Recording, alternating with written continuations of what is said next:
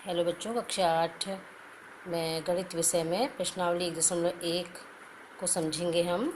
इसका पहला क्वेश्चन है, उचित गुणधर्मों के उपयोग से निम्नलिखित का मान ज्ञात कीजिए। इस प्रश्न के दो खंड हैं, इनको देखेंगे हम।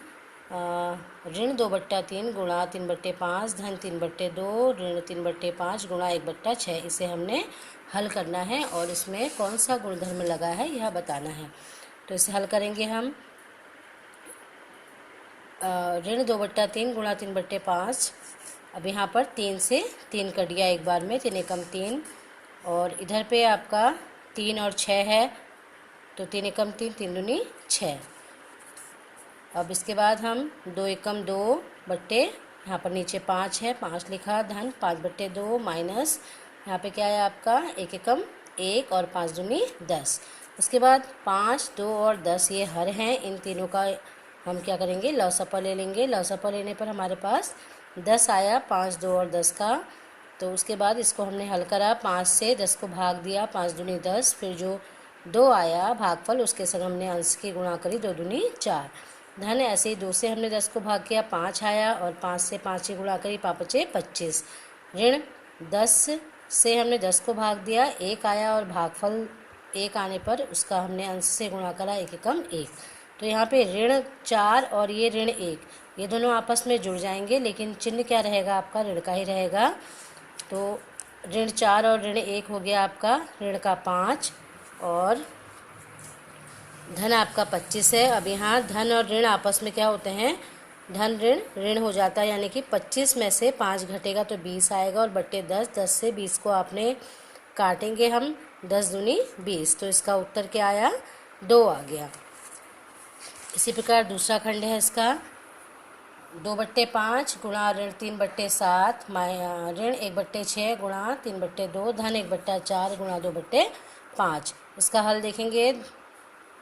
यहाँ पर भी इसमें कटने वाली संख्या 3 से 6 को काटा, 3 एकम 3, 3 दूनी 6, और यहाँ पर है 2 और 14, 2 के पहाड़े में 14 7 बार आता है, 2 सत्ते 14। अगर आपस में गुणा का चिन्ह है दो भिन्नों के बीच में, और यदि संख्या कटने वाली है तो कटता है, और जैसे यहाँ पर धन है आपका और यहाँ पर भी धन है, इन दोनों भिन्नों के बीच ये आपस में नहीं कटेंगे, इनके बीच में गुणा का चिन्ह होना चाहिए जहाँ पर हम संख्या को काटते हैं। उसके बाद फिर हमने इनको गुणा किया आपस में, 3 दूनी 6 और 7 पंचे 35। ऐसे ऋण 3 एकम, यहाँ पर 1 एकम 1 और 2 दूनी 4, धन 1 बचा है ऊपर और नीचे 7 पंचे 35।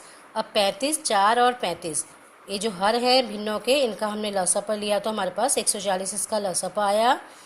फिर वही प्रक्रिया है, हर से जो लसापा है उसको भाग देते हैं, और जो भागफल आता है उसके संग हम अंश की गुणा करते हैं। 35 से हमने 140 को भाग दिया, और 4 आया तो 4 से 6 की गुणा करी, 6 को 24।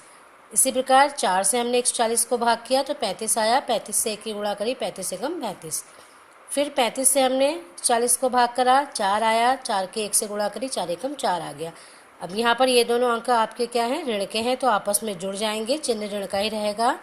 59 आ गया, और धन 4। अब 59 में से 4 को घटाया, आपका 55 आया। चूँकि ऋण की संख्या ज़्यादा है तो ऋण का ही अंक यहाँ पर ऋण निशान आएगा। अब हमने 55 और 140 को हमने किससे काटा, 5 से काटा, 5 एकम 5, 5 एकम 5, 5 दूनी 10, 5 थे 40, तो 11/28 ऋण का ये आपका उत्तर आ गया। इसी प्रकार इसका दूसरा क्वेश्चन है, निम्नलिखित में से प्रत्येक के योज्य प्रतिलोम लिखिए। योज्य प्रतिलोम में धन का ऋण चिन्ह आता है और ऋण का धन चिन्ह आता है, बाकी वही रहता है इसमें। तो इसके खंड हैं, पहला वाला है आपका 2/8, तो 2/8 का योज्य प्रतिलोम होगा आपका ऋण 2/8। चिन्ह में यहाँ धन है तो उत्तर इसका योज्य प्रतिलोम आपका ऋण 2/8 आ गया। दूसरा ऋण 5/9, तो वही होगा, यहाँ ऋण है तो यहाँ इसका योज्य प्रतिलोम धन आ जाएगा, 5/9।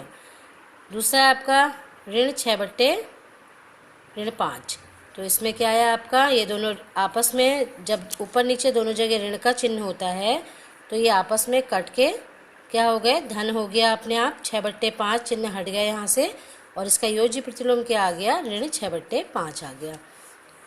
2/9 बराबर, ये भी क्या हो जाएगा, ऋण हट करके यहाँ पे धन का चिन्ह आ जाएगा, 2/9। उसके बाद अगला है आपका 19 ऋण 6। तो इसका योजी प्रतिलोम क्या होगा, ऋण का चिन्ह हट जाएगा, धन का आ जाएगा 19/6। हमने धन कहीं पर लगाया नहीं है, क्योंकि यदि किसी का कोई चिन्ह नहीं होता तो मानते हैं कि उसमें धन का चिन्ह है।